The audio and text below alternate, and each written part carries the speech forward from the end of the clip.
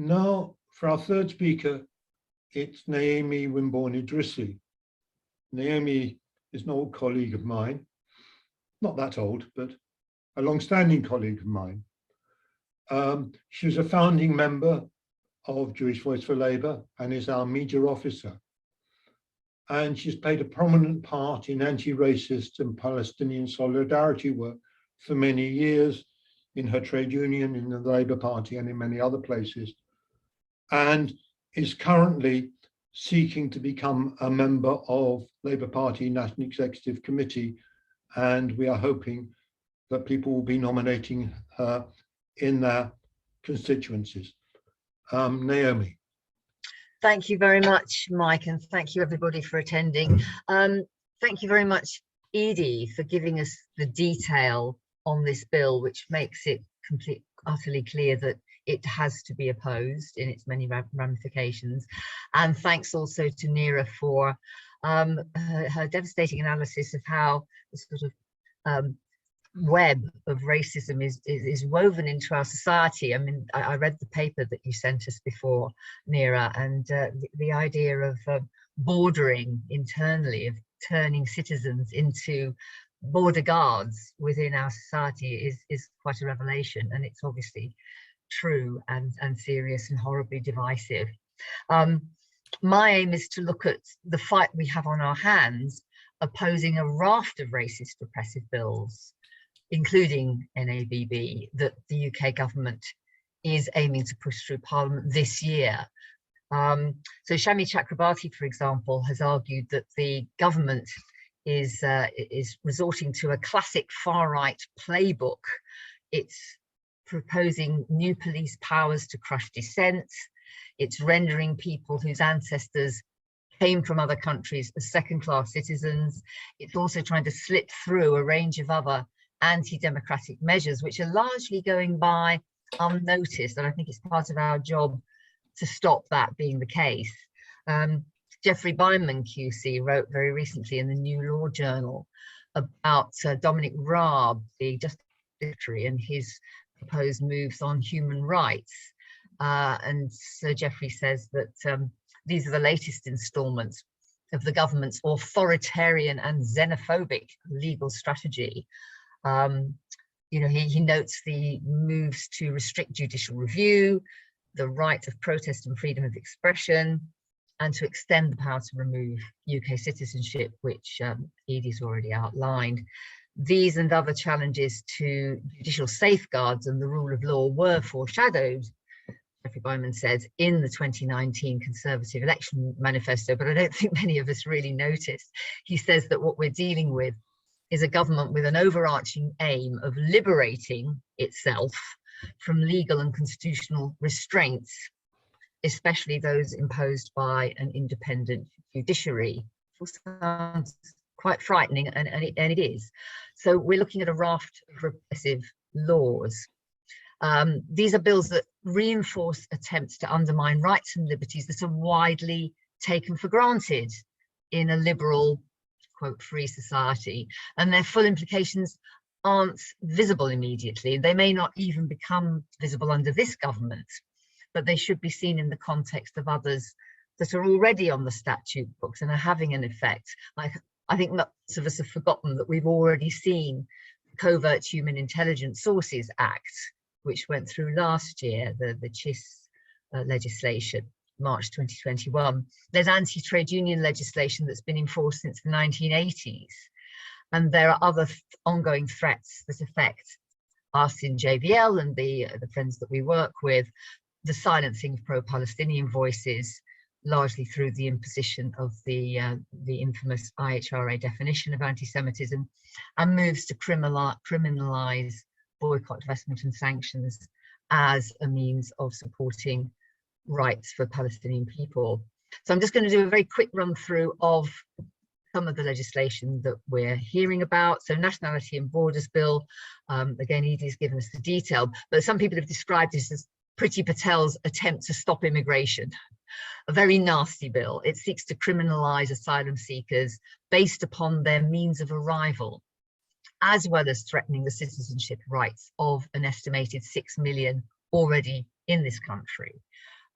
If the law comes into force, it stands to have a disproportionate impact on those born overseas or who have a parent born abroad. Its racist underpinnings are quite clear. It also targets migrants by giving border force officers powers to turn refugees away from the UK while at sea, and it makes it a criminal offence to knowingly arrive in the UK without permission. It's been condemned as in breach of human rights law. It creates a punitive, inhumane barriers to those who rightly deserve asylum, leaving them at the mercy of human traffickers. And all this serves to further entrench the environment that is hostile to migrants and to those with migrant backgrounds.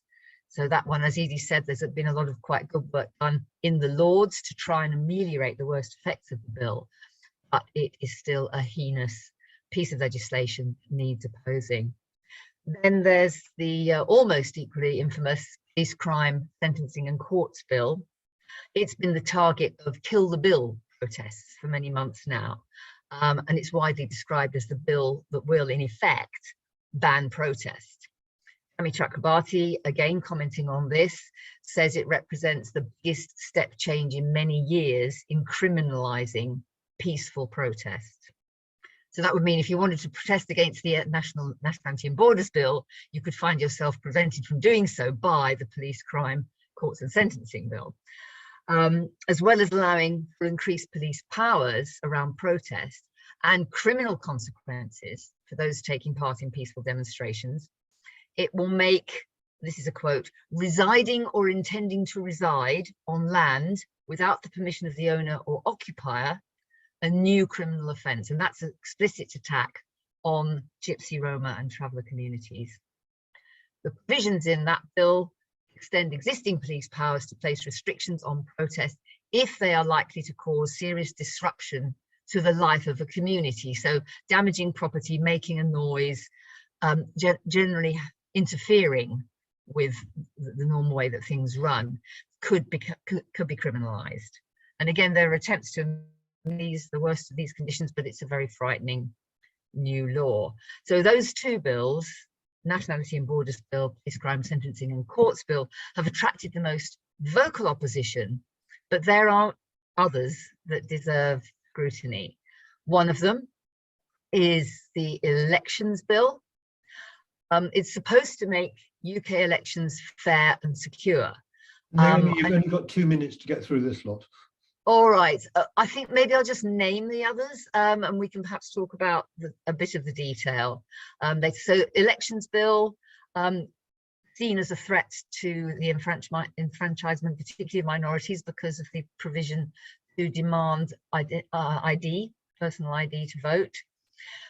The Online Safety Bill, which is in draft, it's meant to tackle the power of big tech.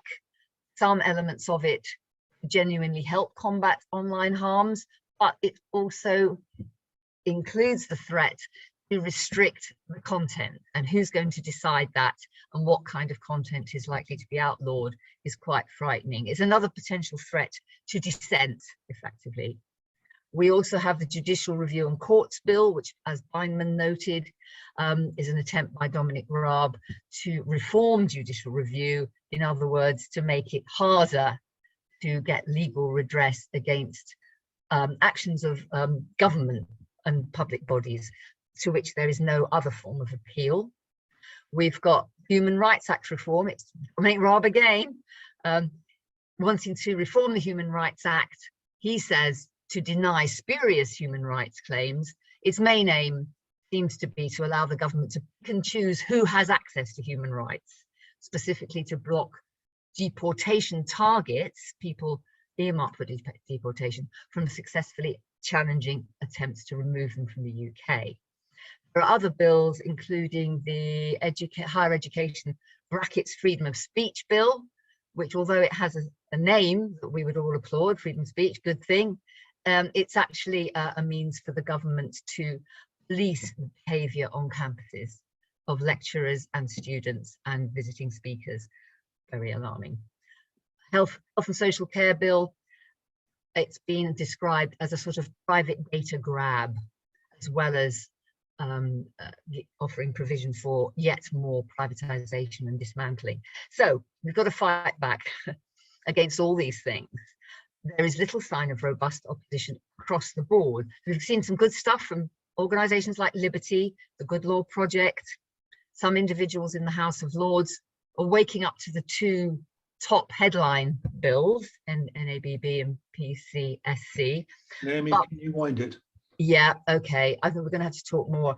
How do we develop sort of broad movement of defiance against all these threats to our liberties, and particularly to racialized communities? I'll stop there.